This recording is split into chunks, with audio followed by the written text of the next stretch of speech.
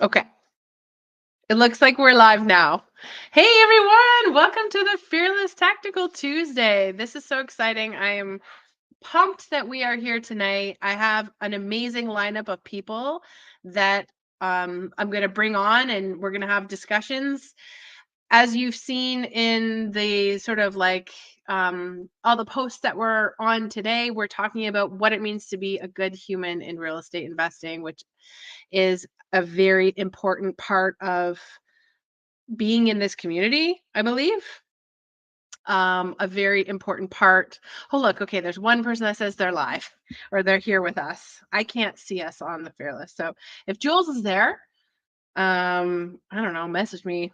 Let me know if we're live because I can't see it on my phone. So I won't be able to see comments. So if you are in oh, it's only live on YouTube and not Facebook. Okay, so this is a different thing for us. Usually we have issues with um, just not being able to go live at all. And now we are only live in YouTube and not Facebook. So I think there are probably a ton of people that are going to want to see us in Facebook. Um, Wondering if we should try something else, Jules. Um, I'm going to I'll continue and I'll just keep looking down and I'll see if you are paying, if you can work your magic or if you want to try again and sort of end and then go again. Um, if not, well, there we go. Maybe that's why.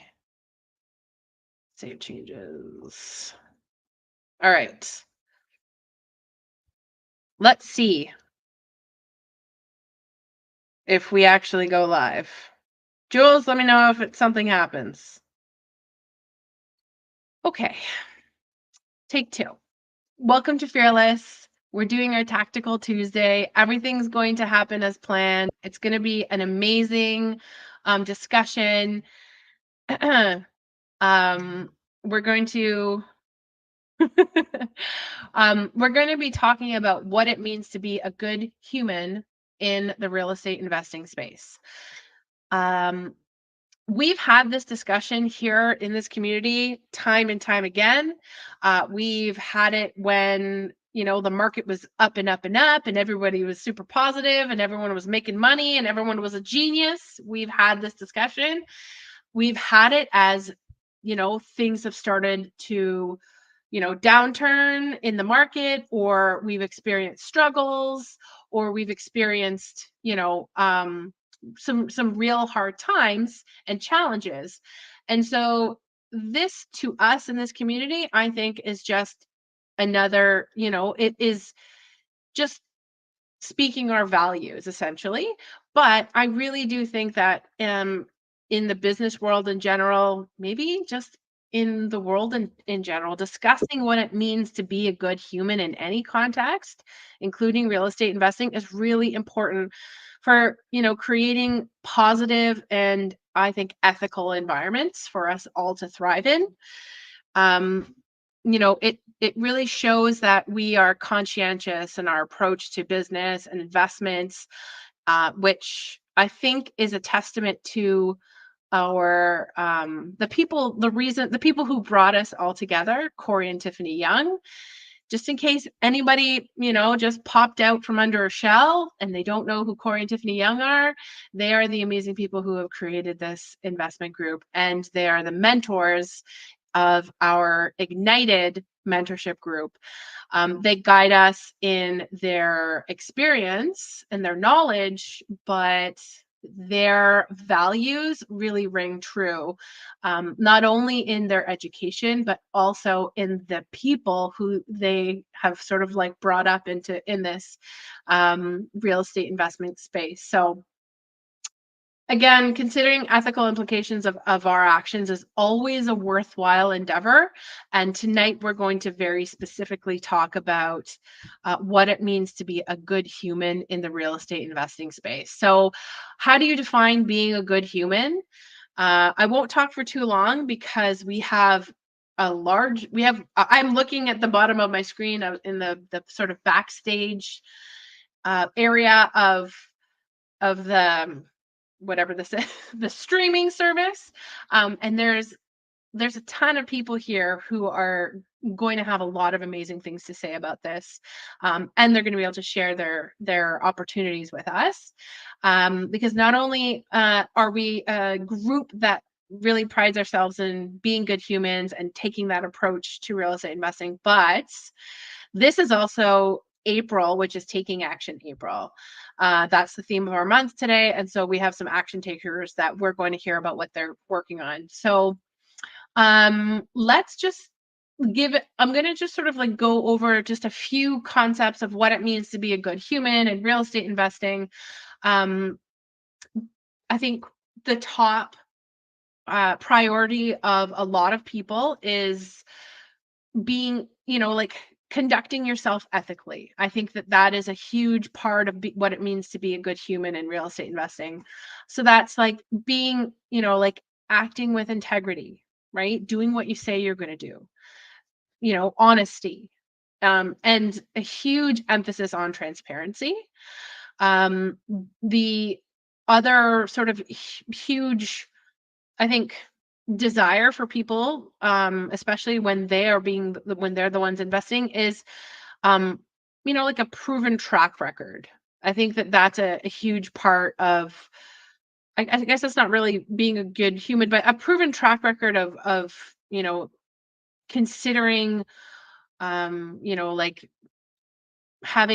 being respectful continuously. Sometimes it's things like having an environmental focus, being focused on community, and being, tenant focused. I think that at some point, some of us have rebranded ourselves as home providers as opposed to landlords, because sometimes landlords has a bit of a negative connotation. And so what is it, like we are providing homes, and so the people who are living in them are tenants. That has to be a huge, something that we take into consideration. So I think that's part of being a good human. And I think maybe one part of being a good human might be continuously trying to sort of like improve upon yourself, or improve upon your education, and even your behavior. Just constant evaluation of yourself and what you've done, and then moving forward. So, you know, we want to be good examples, in this real estate investing space. And I think that Corey and Tiffany have always been a good examples for us, and we're very thankful for having them in our, in our lives, and as mentors for us in this space, like having their specific brand of education. And I know that the people who are, I'm looking at right now, that I'm going to bring on stage to talk about what it means to them, I know that they'll have lots to say about, how Corey and Tiffany have sort of like helped them in all this. So without further ado, because I have like six people to bring up, I want to make sure that everyone has enough time to talk. So we're not going to get a full 10 minutes each, obviously. We'll probably get about 7. I can't do math. Someone divide 50 divided by 7 for me. So without further ado, I should have actually mentioned to people who was going up first, but da-da-da-da. Without further ado, I am going to bring up, Miss Melanie Robinson. So Melanie Robinson is, what is Melanie Robinson? She's so many things. Let me like actually bring you on the stage, because pops you right in there. I had no idea it would be so fast. Hi. Hi. Yeah, so Melanie Robinson is a longtime real estate investor, and mindset coach. She's been part of our community here in the Ignited space for a very long time, and we're we're very thankful for all the work that you've done with us. And you have I don't know the amount of doors that you have, but you have a large number of doors out in New Brunswick. You have, I'm like thinking that it's almost equal the amount of doors you have now in BC, but that can't be No, true. it's not. You have a large number of doors in British Columbia, and now together, you and I are working on a project in Victoria, Yes, British we are. Columbia. So, yeah. Hi. Hi, how are you? I'm great, thanks. How are you? I'm good. It's always very strange to interview your friends, I think. I don't know Yes, how people on podcasts do it, like the guys from Smartless. I just think it's always so odd to have to I know, interview. because we talk every day, so it's like, How do what I is jump this into really asking about you her? questions? But yeah, so I mean, the goal for today is to talk about what it means to be a good human to you, and then how do you bring that into your investments, like you as a real estate investor. Now, I would say that all of us, including you and I, we are investing passively and investing actively. So we're both working and financial partners in different projects and different aspects. So I think we have pretty, I don't know, I feel like that gives us a very good Vantage point. feeling. We can Yeah, see it, vantage a point, like vantage point, or we can perspective. see it through different lenses, both lenses, right? Right. Yeah. Yeah. So, but I mean, I guess in terms of you being the working partner, what does it mean to you to be a good human in real estate investing? I mean, that's such a big question. But I think that, Sum it up in 30 words or less. I mean, I think you need to care about the people who you're partnering with. At the end of the day, you need to be a caring person who, well, I guess I shouldn't say you need to be. I care about my partners. I am truly in this to create win-wins. I want, as the working partner, I want my financial partners to feel at ease, to be able to sleep at night, to be able to come to me at any time. I feel this huge responsibility, much to my family's dismay, to like be available, to be readily available, pretty darn quickly, because I feel that that's my responsibility to my partners, is that they've invested their hard-earned money with me. And that means that if they have a question, I need to be able to answer. Yeah, honest, open communication, transparency, like all the things. I mean, I think we know what being a good human is. I just really care about, I want them to feel comfortable and be able to sleep at night. That's Right. that's ultimately what I want Yeah. for my lenders and my partners. Yeah. Yeah, You know, I'm doing this on the fly. I think it might actually just make more sense if I brought everyone in I and we could agree. all talk about this together, Have a because great essentially we're conversation. all going to be saying the same things. Yeah, I agree. And then we can I'll make sure that we all have time specifically to have just be able to pinpoint in their own projects what it is that you feel that you are doing differently, or that how you are taking this concept and bringing it to life in your Yeah, project. So yeah. keep Bring that them in all mind, in. everyone. All right. So first, I'm going to add to the stage Mr. Samuel Lee. Mr. Samuel Lee, hello, hello. Him and his wife are doing amazing things in Edmonton. His wife Rachel. They also have 3 children. I think she is just an amazing person. I think you are an amazing person too, Sam. But Rachel just does it all. She is Um, definitely more amazing than me, for sure. you're a very, very sweet. I know. You just funded your triple triple in Edmonton. You have created, in the last year and a half, you've created your own MFT. You have a 36 unit in Lacombe, and you have a smaller project in Lacombe as well, like a 12 unit or something. Yeah, Yeah, we do. yeah. So Sam's rocking it in Edmonton, and in surrounding areas. Next person I am going to bring on is Crystal Crom.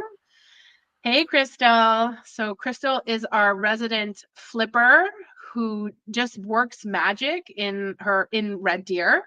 And she's definitely, we've watched her in the last, again, year and a half ish, just blossom from, just sort of like quietly doing your own thing and like doing it beautifully to becoming more vocal, becoming more of an expert in your field. And it's just amazing to see that. I cannot wait to hear about your project coming up. The next person I am going to bring on the stage is Andrea. Hello, Andrea. Hello. Lovely to see you. Andrea is a fellow Moncton investor as well. We used to see her and Sean a lot more often when they were renovating their Airbnb property here in Moncton. Those were the good old days. Yeah. We'll see you soon. Pardon? We'll see you soon. We'll see you in the fall. Yeah, exactly. And now they're working on a much bigger development in Brantford, right? Correct. I always mix up Brant and Brad. I know, Bradford, Brampton. I know, it's just, yeah.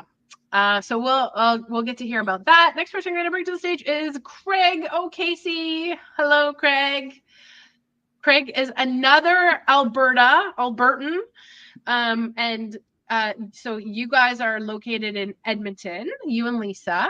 And you guys have been also doing your own sort of, I guess you guys have been doing your own flips, but I remember you did one other person's flip because you have a construction company. Yes. And right now you guys are breaking out into the multifamily space. Mm-hmm. And so that's very exciting. So we'll get to hear all about that. And the last person I'm going to actually bring to the stage, I don't even know how we're going to fit all these people. Mr. Eric Turcotte, look at that lovely shirt. I was looking for my Ignited shirt and I couldn't find it, so I wore my Coast to Coast shirt. Yeah. So Eric and the lovely Tara, they live in Ontario. So that's good. We got 2 Ontarians, we got a BC, got 3 people from Alberta and 1 out east. Yay. And Eric and Tara, self-manage a large number of doors in Ontario, in like close-ish to the Ottawa region. For people that don't know that region, it's close-ish to Ottawa, Kingston, and Eric, for I guess transparency, Eric and Tara and Colin and I are partnered on a property in Deep River, Ontario. And so we are,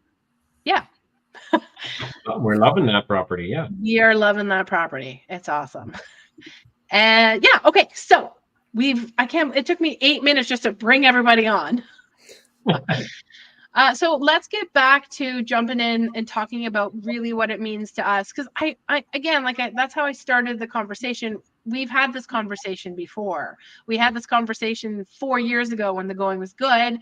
And we had the conversation 2 years ago when we just, needed to talk about it again. And we're having it now. It seems like it's an important time to talk about what it means to be a good human in the real estate investing space. Because it feels like maybe we're getting hit by some not good humans, some people that maybe are lacking a bit of transparency. And there are people in this very group that have been affected by that. And there are people in, the fearless community and beyond that have been affected by that. So, despite the fact that this is our motto, be a good human, it's still an important thing to talk about now. So, if anybody wants to pop in and sort of just give their say about, what it means to be a good human, I welcome that. Maybe I should just call people out.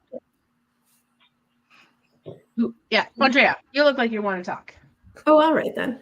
Now that Sean joined me, before he starts talking, no, the words you and Melanie used, obviously, integrity, is, we all think that, right? Ethically, it's doing business and taking responsibility. And, for us, it's not just about the bottom line, right? We all, yes, want a good ROI, but it's also about doing good and being responsible to the area, to the community, to the neighborhood, to the neighbors of whatever it is we're doing, right? Like, ROI is important, bottom line is important. Obviously, we want successful projects, but there's that, we're not here to be slumlords. We're not here to be just, evicting people, or we're not here to just patch things up and cover things up. When we take on a project, part of being a good human is taking care of your buildings, making them better, making them safe. Like all of that, I think for us is really important, whether we're renovating or doing a burr, or whether we're,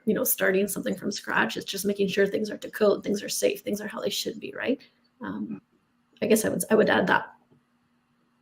Yes, I agree. I think that especially as like I said, we're home providers, so we have accountability to our investors, right? But we also have accountability to the people that we're putting in our homes. Like that's a huge part of it. I wanted to ask Craig, because you guys, oh, okay. We lost Crystal. Oh, there. No, she's not there. Okay. Hopefully we'll get her back. But yeah, so Craig, I remember there was one of the Ignited members, I think it was Sam, there was like a block in your backyard that had sort of fallen off the side of the house, like the part of the porch or something. It's a Was deck. it Sam? Was it you? Yeah, it's a deck in our 12 unit. The day of inspection, the old lady holding her coffee, but it's leaning outwards.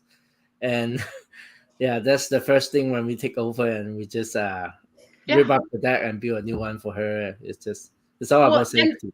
But it was like within minutes. So you had posted on Ignited, and within minutes, Craig was like, "I can help you out." Like, to me, I think that was a step, Sam, that I helped you with. But yeah, that's exactly what this community is we all want to help each other, and to be good humans, we have to be compassionate about other people's needs, not just ours.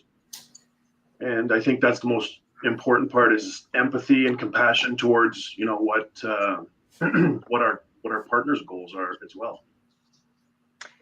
And so have you had that experience where you've had to sort of like balance that? Yeah, for sure. I mean, business is business. And a lot of times when you're crunching the numbers, you're doing that to make the numbers work, to make the ROI work. And sometimes you have to set the ROI aside to say, hey, I have to do what's right here and honor my word. But most times you can find a good balance between the two. Yeah. I feel like if you can't find a good balance between the two, you don't do the project. You know what I mean? Like if you have to be a crummy person to make the numbers work, well, then I think all of us would agree. We would probably all walk away from that deal. Like, yeah. That's not the project for anybody here. That's right. That's right. Exactly. I also think just most of us here will, we're not only good people in our investing world, we're good people in general. And we care more. Well, I'm speaking for you guys, so correct me if I'm wrong, but I care more about my partners and my investors, friends, like how I consider them friends, their investment. I care more about that than my own money. Like I would pay them back any day before I pay myself back. So that's also part of being a good human, right? I mean, you should be held to your promises, right? So yeah, I mean, one of the things, like, I think we've all been in this real estate investing space. Like most of us have been Ignited members for at least 3 years, I think. We've all been in this space, and I've noticed that it's a long slog as the working partner to get to the point where you are getting paid. Like back in 2021, when cash flow was super great because we all had variable mortgages at 1.8%, there was cash flow and it was great, especially at out east, I gotta say, right? Like, but the times have changed. A lot of our properties are variable, and so cash flow is not the same. And being a working partner, it takes a long time to get to the point of like actually getting paid for all of the hours that you put in. And you think that it's not going to take up that much of your time and your life when you're on the other side before you've bought all your properties, but it does. It takes up so much time. And when you actually start thinking like, wow, I'm not getting paid for any of this until year X, right? Like, or I'm getting maybe, little chunks here and there. And so that, I think it really does, like, to keep yourself going in those moments, like, you really have to believe in what you're doing. I don't know if anybody else. What about you, Sam? Like, you're at a point where you've amassed quite a few doors, and you're sort of switching into this other model, like, an MFT, which is very different. But, like, all of your single families that you guys were suiting, that was sort of like maybe like a temporary, like, you might get a blip of money, but then the cash flow, like, was that enough for you and Rachel, or are you like thinking like, oh man, like, this is just, it takes a long time to get to the point of really truly being able to, I guess, retire yourself on, well, actually, no, that is your thing. You retired yourself on money, or on real estate. Well, I guess I am a little bit different because my active income don't come from investing. It's more from the property management side. Yeah. But at the same time, I just circle back a little bit, is when we as an operator for running a deal for our investor, to us, it's like we are running a deal, but to them, it's their hard-earned money, right? So as a good human, we have to protect the money, right? And the responsibility on that is double wages than I trying to invest my own money, right? Like, especially we are doing MFT, we do register fund now, right? These are people retirement saving, right? I take it very seriously, and this is why we and most of us do, is like we take extra miles to protect the money by doing the right deal, backing up our own asset into the deal, right? These all counts. And when you go back to what you're saying about we get paid last, which is, that's the way to protect their money too, because we should only get a profit when everyone make money, right? At the same time, we actually put money into the deal if the money lose money, like if the deal lose money, right? That's where the good human factor come in, right? That's how I operate. I'm pretty sure most of you like that too. So yeah, exactly.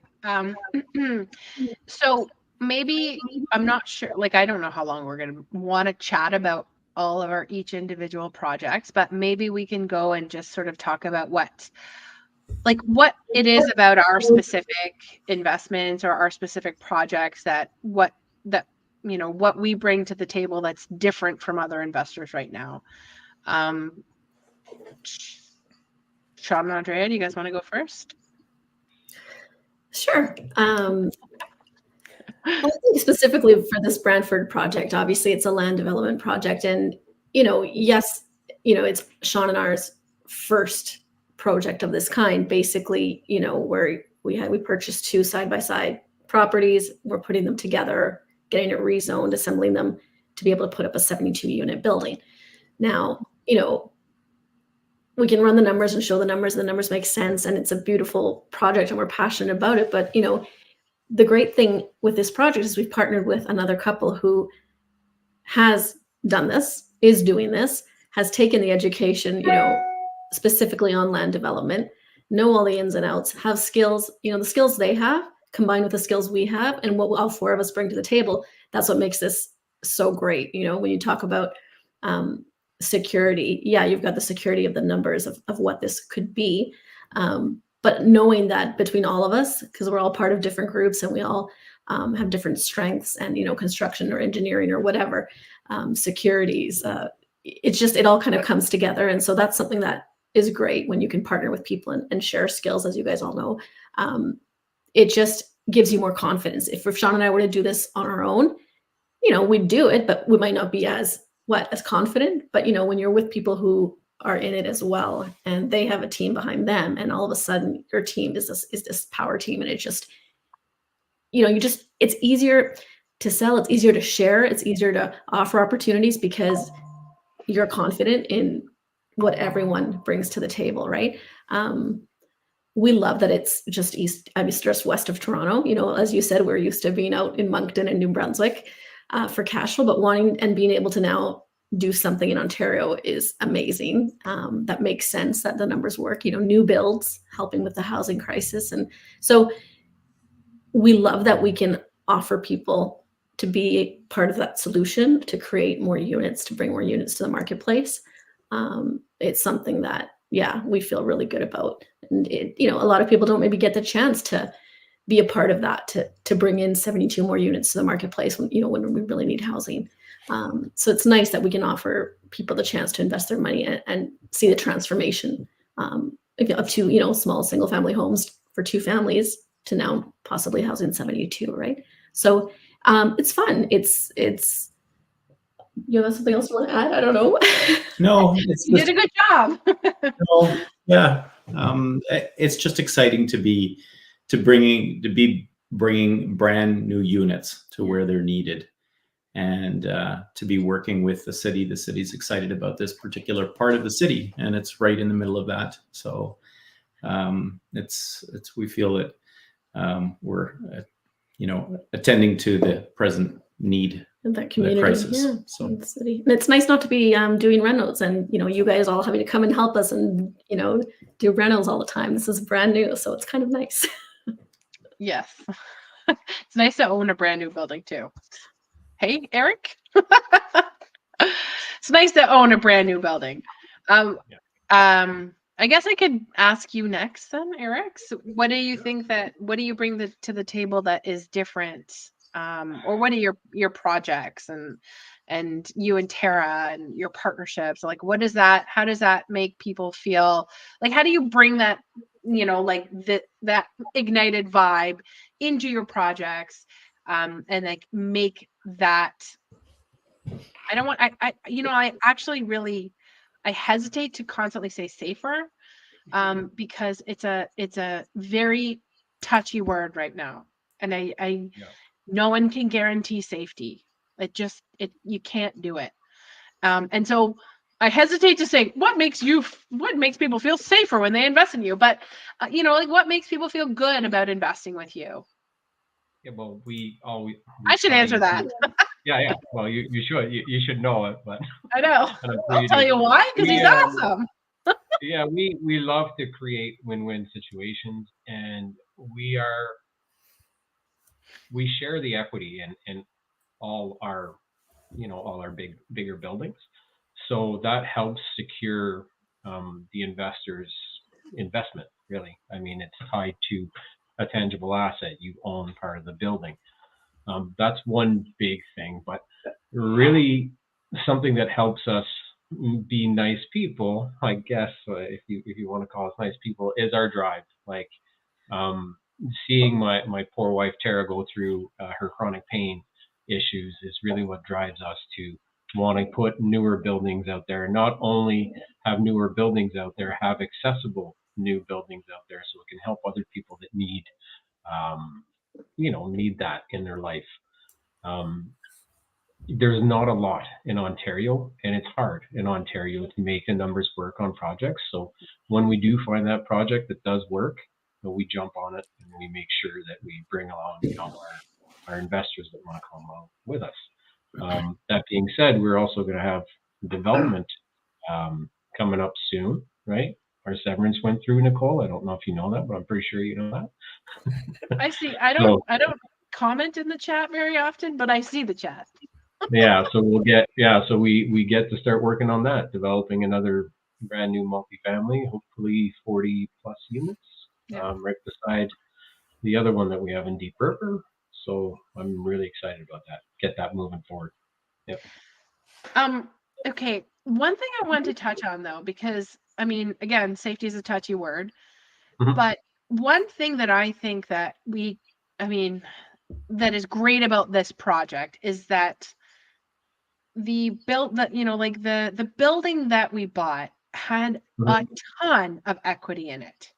Yeah. And I, as the media person for this project, I feel like I should have talked about it more and talked about why it was so important. But I don't know.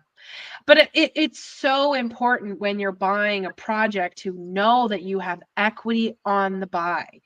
Equity on the buy means you could sell it the next day and you could still make money. It really gives you a sense of security when you're, you know, like especially when you're doing like a 4-year or a 5-year project, right? Like we have a CMHC. I mean, again, going through CMHC, having the certificate of insurance through CMHC, that also gives you a lot of assurance, because CMHC gives you a stamp and it's like, yeah, we've vetted this deal. Yeah. Therefore, banks fund it. You know what I mean? Like go right ahead and fund it. Banks not only fund them, banks actually fight for your business when you have that CMHC insured. That's how good they see, how viable they see that deal being, right? Yeah. It's huge. Yeah, I like this conversation because I think we as investors need to do a better job of educating people of what is a safer investment, right? Like what is an investment that gives you a bit of security? Equity, CMHC, all of these things are very, very, very important when you're investing in an existing building, right? Thank you. Thank you very much. So I know, Craig, you guys have done a lot of research on your project in Drumheller. So that's another multifamily building. And I imagine you guys are using CMHC. I'm sorry, I feel like I should know that. Yeah, we are. Yes, I'm, you know, it was about a year ago when we had a mortgage broker. We chatted with like a mortgage broker, and, you know, like sort of just off the cuff just said, you know, like if you're doing, you know, any kind of multifamily, like any kind of construction or like, you know, like rebuilding of properties, if you're not using CMHC, you're not using the right product, right? Like CMHC really is a great product in the multifamily space. It's where you're going to get the best bang for your buck. Definitely. So do you want to give us a little rundown of what makes your good humanness, or how did you bring your good humanness into this deal? Yeah, so I appreciate it. Thanks for having me. I'm honored to be a part of this panel with all these awesome people. So I guess the biggest thing is when we started really looking into the deal, in any sort of investing, we know that there's risk, whether it be in the stock markets, crypto, real estate investing. And so I think the biggest thing is, you know, how do we mitigate that risk? And so we did a lot of due diligence on these buildings. We did a lot of due diligence into the market. It's a cool little town with a really neat market. And it adds a ton of value to this little market. There was a ton of equity on the buy. We negotiated a really, really strong price that they accepted. And so going into the deal, we felt very comfortable offering this opportunity to investors because there was so much equity in the deal. So that kind of added a layer of safety. And then also we teamed up with a really experienced team in Hermel and Rachel. So, you know, as we were, you know, trying to mitigate all the risk, we were adding layers of safety, if you will, to our team and figuring out how we can mitigate, you know, the most risk possible. So the couple ways we did it was just a lot of due diligence. We made sure that we knew exactly what these projects were going to be. We had a lot of professionals in there, a lot of walkthroughs to make sure that we had those layers of safety covered. And you know, and then adding the team. So Corey and Tiffany are also part of the team now. So with that kind of experience and reputation, we feel that it mitigates most of the risk. And then my construction background is basically where, you know, what I bring to the table in that, you know, I've had my own construction company for roughly 20 years. And we've used that to our advantage to save a ton of money against some contractors that had kind of given us a balloon quote, if you will. And then I could go in there and dissect it and kind of figure out what we needed to do, what they could do, how we could kind of soften the blow a little bit. And we saved a lot of money doing it that way. So that's awesome. That's very handy. That's kind of what we bring to the team. And yeah, we're really excited about the two projects there. The other cool part about the project is there's two buildings. So we're actually using one to leverage against the other. So there's we feel that the 2 buildings actually cuts the risk in half, because we're going to refi 1 building as fast as possible to try to use the proceeds to finish up the 2nd building. So gives you guys lots of exit strategies as well. yeah. Yep. Should something happen, right? You got another one. Yeah. Awesome. Okay, great. Thank you. Mr. Sam, Mr. Lee, I know that you have a couple opportunities on the go right now. Would you like to pick one? And just chat about it and just talk about sort of like how like what you're bringing to the table that maybe other investors might not have right now. Well, I'm very boring, simple guy. I like to do one thing very well and then triple it. And that's how we do the 12 unit. Now we're doing a 36 unit in the same time, the same model. I know exactly the result because we experienced it in the 12 already. And yeah, we put it on MFT as well. So we're able to help people with register fund. I like to help people not pay as much tax as they want to. So the MFT definitely gives them advantage for investor coming in that just get a good return, save some tax dollars, and then and it's a repeat project for us. So we have the exact team, exact layout, exact renovation, volume discount. So everything is very set in stone and so boring actually. I mean, boring is good, right? Yeah. When I made that reel, it was like yesterday or something. I tried to make boring like be sexy, and I thought it was great. Well, I heard the song, like the Vanilla song, I'm Vanilla, and I was like, this is the best song ever for talking about multifamily investing. So Yeah. Yeah, vanilla is great. Vanilla is what we want. Vanilla feels like repeatable, right? Vanilla is something that you can, like you said, you've done it once, you did it 12 and now you're doing it 36. Like it's so much better when you can, have a very comfortable level of prediction, right? And then even your conversations with investors are different because you just know, right? Yeah. It's lovely having that.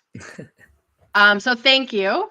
Okay, so we've had a land development. We've had 2 multifamilies, and then we've had the triple or no, the 36. And I wanted to talk to Mel about her project. It's also one that I'm involved in. Our project. Our project. But I wanted to talk about it because and I know that this is something that I know that we've been chatting about it off camera. Like I'm like jumping out of my computer. Like it's like I care so much about this piece. Is that what you're gonna say? I don't shut up about it.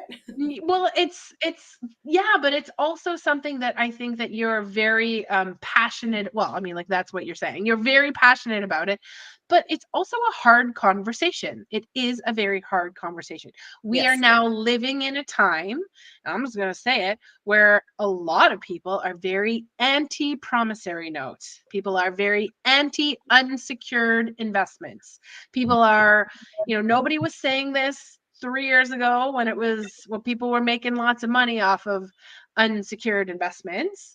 But now there is a lot of conversation, and it's almost like we're even hesitant to offer these opportunities anymore.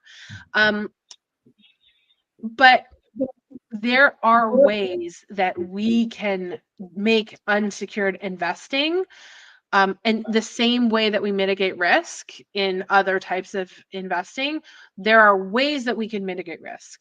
And I really, really believe that this conversation, the good human conversation, is applicable to this. And the sort of like learning and relearning ways to do things, because we were we were taught one way of creating a prom note and, doing an unsecured investment. And as we've evolved and as the environment has changed, we have also evolved. We've evolved that promissory note. We've evolved the way that we, do unsecured investing. And so I just wanted to give you an opportunity to chat a little bit about it. We're not on Fearless. We're on YouTube only right now. But I don't know if you guys, I don't even know if I told you guys, I don't know if you caught that. But at least we have a space to sort of have this conversation, and eventually I think it'll go on Fearless, just not live. So can you tell us how we have evolved our unsecured investing loan agreement? What are the things that we took into consideration even before all of the sort of like negative press? And then what are the things that we are continuing to take into consideration with the environment that we now exist in? So I don't know if I'm going to answer your question the way you're wanting. So you can add because you know our project too. But I feel like one of the pieces that I'm really passionate about, and that a lot of people, I feel like, especially the people who are having challenges at the moment. And again, just because they're having challenges does not mean they're not good humans. There's all sorts of different reasons why people are having challenges. So I just want to say that, like, the people who are, not every one of them, and probably most of them, hopefully most of them, are good humans who got caught in things that happened. But anyhow, leverage. Like, that's the thing that I feel so excited about our project for, and so proud of us for looking at that before this all, like, this was before all of this happened. We had those really difficult, pardon? This was a good year ago. We had these discussions. Yeah. And it was like difficult conversations between us as partners, meaning Dale, yourselves, and like our partnership, because we really looked at, okay, so if things don't go the way we anticipate them to go, how are we going to pay our investors out? And, many of you, many in Fearless, and those of you here know about my fourplex build and how it was a loss, and all of my lenders got their money back, got their money and interest. It was me who took the loss, not them. They were all on prom note. And that was because I couldn't live with myself knowing that I have equity in other projects where I'm like, I'm good, because when I sell that one, I'm going to be fine, but too bad, so sad for you. It was like, if I have equity in any place, anywhere, then there's no way I could live with myself to enjoy that equity and have somebody else lose their money. That's part of sort of the integrity. Those are just words. And that's, I've learned through a private lend that I just did, knowing, liking, and trusting someone isn't the only piece of the puzzle. You should do your due diligence on the project and the numbers, which I didn't pay attention to because I just trusted. Anyhow, leverage. We had the difficult conversation of what would we do. Basically, we each went away, like, from the meeting, and figured out what would we be comfortable liquidating without liquidating our primary residence, because none of us, like, I don't want any of my partners to be homeless with their little ones or anything. So, like, what would we be willing to liquidate to be able to put our own cash in to pay lenders out if things went sideways? And we basically took the minimum number of the three of us, times it by 3, so that, which the number ended up being 1.2 million. So we will not over leverage ourselves. It doesn't mean we won't borrow more than 1.2 million, but we will not leverage ourselves more than 1.2 million at any given moment in time. So we have 3 projects on the go, 6 unit, 12 unit, 12 unit. And between the 3 of them, we will be constantly paying attention to, where is that project at? How much equity do we have in it? And if that means we've got to slow down on project number 2 or 3 until project number 1 gets to a certain value, then we will, because we're paying attention to all 3. We, Colin and Dale, will be, and again, that goes back to partnerships and different skill sets and different, like, I am not a spreadsheet person. I'll be right up front with all of you. If you want me to work your spreadsheet, I am not the gal for that job. I can read them, I understand them, but I'm not a rock star at it. You know, Dale is looking and, you know, every single month, where exactly are we at between the three? So that's how we are, you know, again, all of the words are a bit weird to use right now, but like protecting our lenders, caring about them, making sure that we don't go and borrow $6 million or leverage ourselves $6 million and have no capacity to pay that back.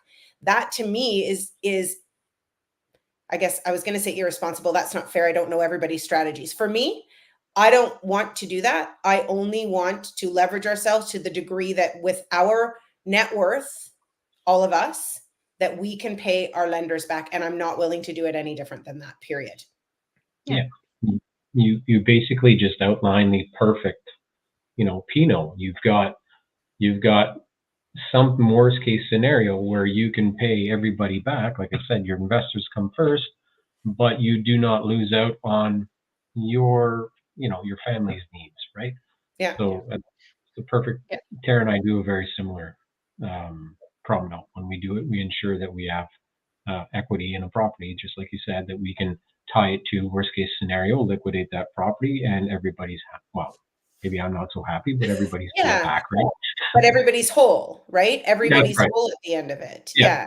Because I think it's exciting. Like we can get excited and we can get going on these great big projects and we can raise capital and do all this stuff. And it's super exciting. But when something changes that's out of our control, like CMHC changing their rules, interest rates changing, government policies changing that we can't control, then what the heck are we going to do? We see what's happening.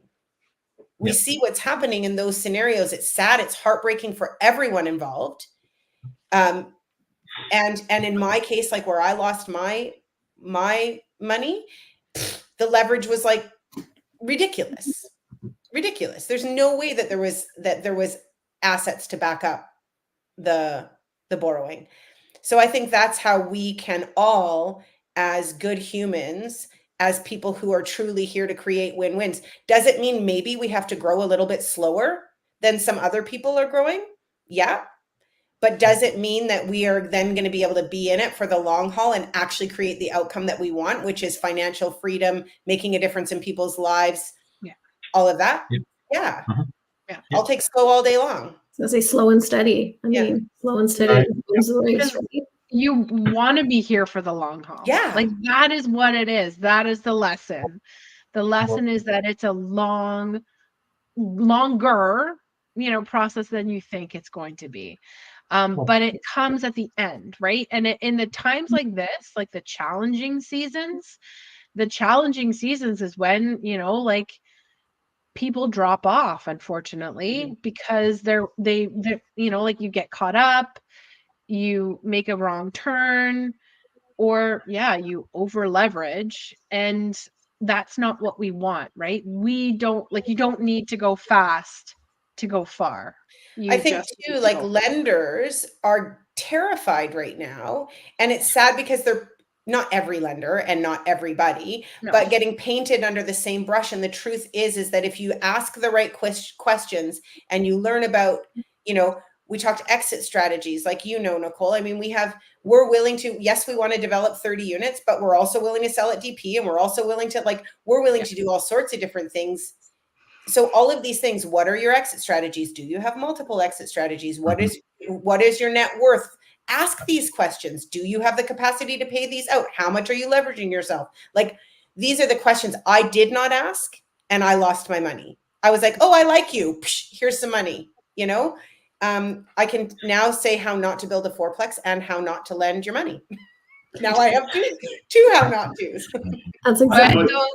Those are the lessons that build success, right? Like we so truly do. One of the big lessons with Melanie is her actions match her words. So like on our fourplex deal is a perfect example. And, you know, if you're looking for security in a land or a lender, I mean, those would be things you can look for, you know. Integrity. Yeah. When your actions match your words. When things suck, not just when things are good. Exactly. You know what? Both are important. Both are important though, because I mean, and this is the beauty of Facebook. I mean, you can see, like, we all lived through that fourplex experience with Melanie. I mean, We knew when things were going this way, it was going to, no, I'm going to do this. No, we're going to do that. No, the numbers, no. Like you pivoted and pivoted and pivoted. You know what's so interesting? You were so honest through that whole thing. You shared everything. And people continued to invest with you just along the way, knowing the whole story, you being fully transparent, like it was a struggle, it was a slog, it was long, and people continued to invest in that project, and people continue to invest in you today. So yeah, getting on the social media and actually being vulnerable, that's never a bad thing. It honestly is never a bad thing.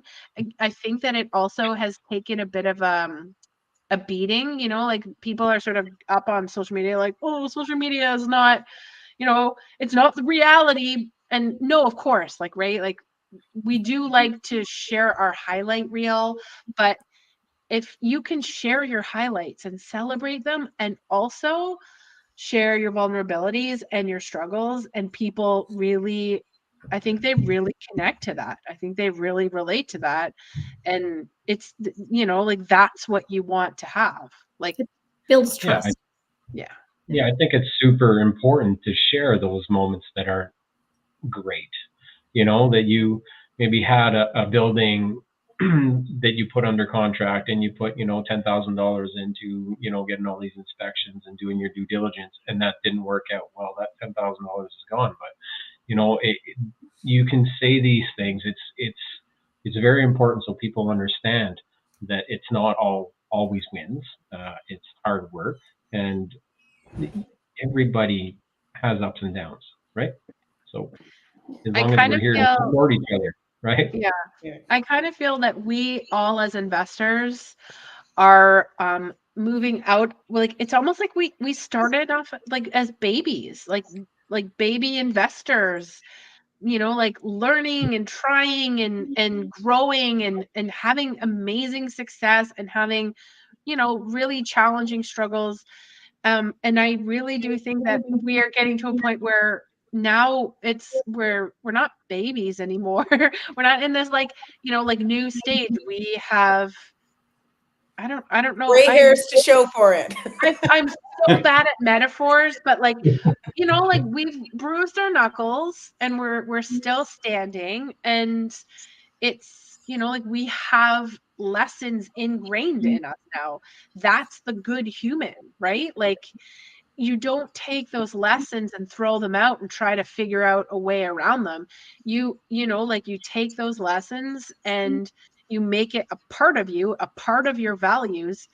You then share those values with the public, and you ingrain them into your projects, right? And you figure out ways to add it to your loan agreements, and you figure out ways to make sure that your, like exit strategies are like rock solid, and like you're saving money on your construction, and you know what I mean, and you're building as many homes as you can, and like you're fully confident in what your, like what your 36 units is going to be. So yeah, I guess sort of to tie it all up at the, in the last few minutes here, again, I hate to say it, but I always feel like it comes down to who brought us all here, which, like we were all brought together by people who believe that being a good human is the number one thing.